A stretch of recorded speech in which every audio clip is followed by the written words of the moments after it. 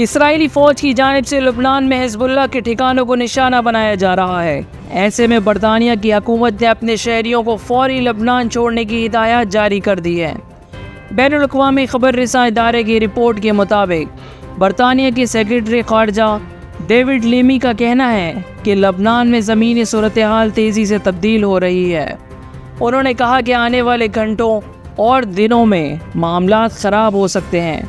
Beirut پر اسرائیلی حملے کے بعد مشرق وسطیٰ میں تشدد بڑھنے کے خدشات ہیں۔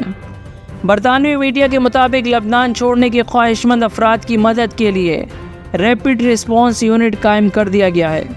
میڈیا رپورٹ کے مطابق قبرص میں 700 فوجی تعینات ہیں اور برطانوی شہریوں کے لیے کمرشل پروازوں میں سیٹیں بک کرائی گئی ہیں۔